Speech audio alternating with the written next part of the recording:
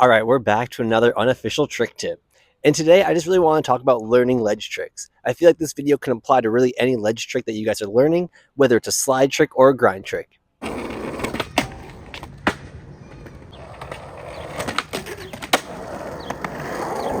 As skaters, or at least as me, learning ledge tricks, the ultimate goal is to do it on something like this.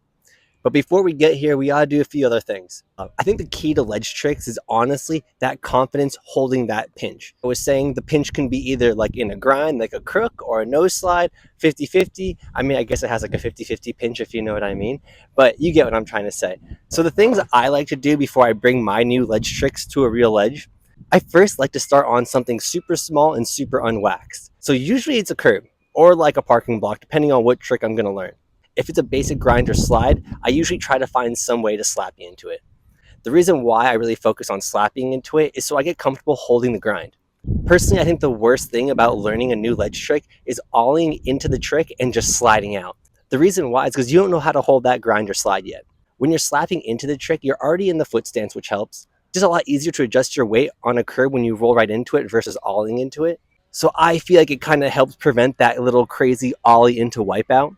Whenever I learn ledge tricks, I feel like I always ollie into it and just kind of wipe out right away. Like I just slide right out, just straight up banana peel. But usually if I learn the trick prior, just on a slappy grind or something, it really helps improve my grind at the end. And then of course, then we work our way to like a small metal ledge. And I feel like the small metal ledge is also like one of those things that's good and bad depending on the trick.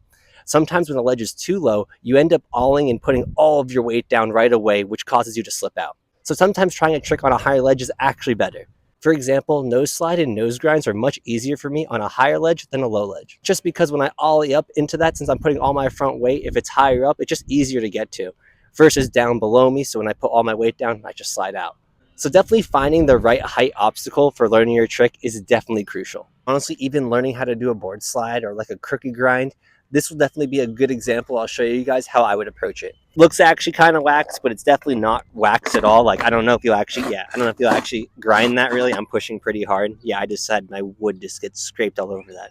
So anyways, we're going to hit this little unwaxed curb right here just to kind of show you guys what I would do.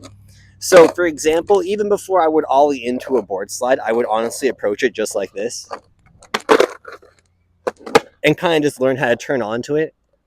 The big thing you're trying to take away from this is this balance point and seeing what this feels like. Because if you ollie in and you don't know what this feels like, you're just going to like wipe out and it's like too sketch.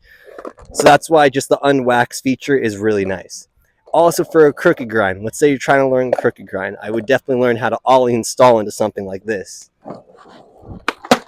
See, and then like we're chilling and we're getting comfortable. We're feeling out this like whole weight distribution thing. We're seeing how much weight we're actually putting on the nose. Like, look at that. My back foot's not doing anything. And if you didn't know this alling in, you might put weight on your back foot and you might slip back or something sketchy. So this just really helps you feel comfortable. And this is like, feel this out, see how it feels, steeze it out, see what it feels like. I feel like that's really important. And then obviously once you feel the whole posing it out is pretty chill, that's when I suggest kind of slapping into it or just hitting it with a little bit of speed just to see what that slide feels like or that grind, depending on what you're doing. All right, so like right now we're just honestly going to cruise like a slappy into it. I guess I'll show you the slap, or I guess first of all, we'll just kind of ollie into it with a little bit of speed, kind of get the feel, kind of get a little bit of nudge, a little something, but then we're going to try slapping into it. With the slappy, you're going to see that I'm going to be putting a lot of weight there. And just practicing that will just get you comfortable when you actually ollie into your crooked grind. Another thing I want to point out right now that's really crucial is just kind of practicing falling. And it's kind of realizing what you're doing while you're falling. Just how you escape it is really important, especially when it's on something a lot lower. You might have less time to react, but at least getting used to bailing is really good. Learning how to bail before you take it onto a different obstacle is definitely going to help you out in the long run. I mean, trust me, I learned how to escape death because of doing it a few times on a curb and I can get away with it. Just using the unwaxed ledges and curbs technique, a few other things, just stalling, it's really saved me in the long run just on bailing because I've learned how to get out of sticky situations. It's where learning how to board slide on something like a curb or a parking block is a lot more chill than learning on a flat bar. I feel like when you ollie onto a flat bar, once you get up there, just naturally after ollieing, so much weight just wants to shoot back.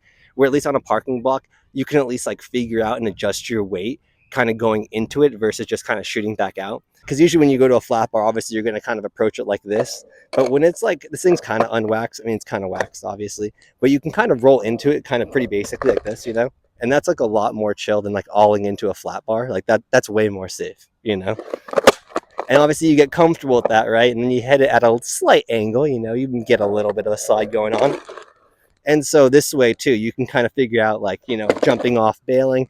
And obviously this is way more forgiving than a flat bar. We're almost to the big ledge. We're going to hit like this mani pad little ledge right here. Pretty chill. It's actually, it looks way more waxed than it really is. But even I want to talk about just like board slide tricks, I'm just saying. I feel like a lot of people don't talk about this when you're learning board slide tricks. Sometimes it's a lot easier to learn it, honestly, on a box. Yeah, your wheels are going to like go over and like get stuck in here.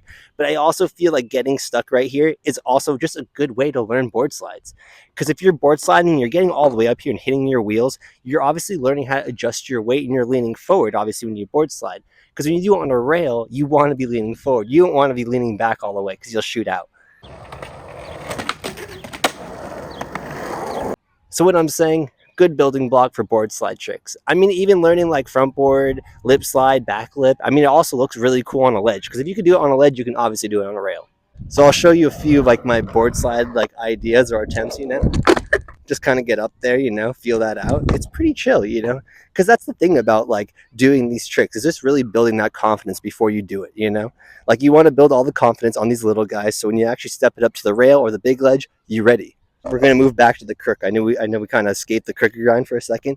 So even this, I would definitely learn how to stall this way before I just go into it. So like I would honestly stand up next to the ledge, see how far I need to get, you know, figure out that distance, because obviously when you're rolling, you need to be paying attention to that.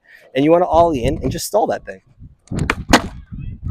And like, especially on this, you can like really feel the dig on this, like versus a curb, just because it's such a sharp edge. But yeah, like sit up here, hang out, like have a conversation, you know what I mean? Like feel it out, see what this feels like. Because when you ollie into it, this is how you got to be. And you got to be leaning more forward because you got to go all the way out, you know what I'm saying?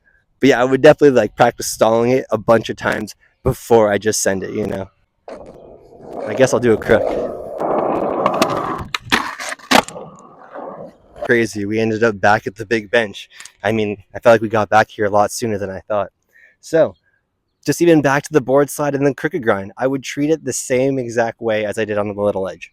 I would honestly go right next to it. I would kind of size it up, because I feel like this is just a really important part, because you really do need to see like where you're popping, where you should lock into the ledge. I feel like even just when you're doing this, it kind of just like mentally sets you up like when you're rolling into it. You're like, okay, like I know what like I'm getting myself into. Obviously, it's going to be a lot scarier to commit, right? So if I'm trying crook on this, do I go right into crook? I don't have to right away. I can maybe try a nose stall on it first. Like I don't have to go right into the crook, you know? At least the nose stall or something might give me a little taste of that crook. So for example, that's what I would honestly do. Like if I was just learning crook, I would honestly go up to this thing and I would get a little nose stall. Okay. So then I kind of felt how much I actually had to pop and like all the weight I'm going to have to transfer over there, right? The next thing, I mean, don't get me wrong, it's scary, but I definitely think stalling it is way less scary than just like sending it. It's time for the real deal, but obviously, like I said, go slow. You don't have to go fast right away. Get a few rough drafts in, get comfortable, and then hit it with the speed that you want. We'll do a few slow guys for you guys. So yeah, my second attempt would look something like this, I feel.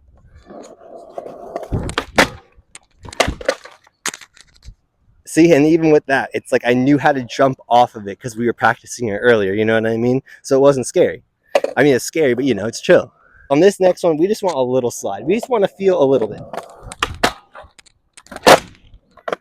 And like, I'm not concerned on like which way I come out, regular or fakey. I'm honestly just practicing getting into it and getting that grind. Scary moment. I guess this is the time where I have to leave you guys because I can't really do much more.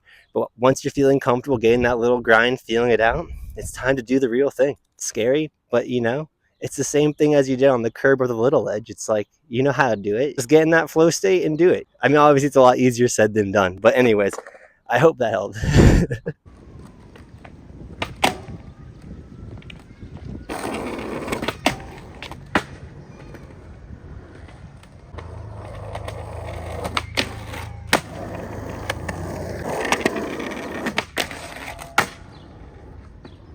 I don't know, I feel like that's just kind of my little secret to learning ledge tricks and learning grind tricks. And it's kind of taking those little building blocks till I get to the top tier ledge.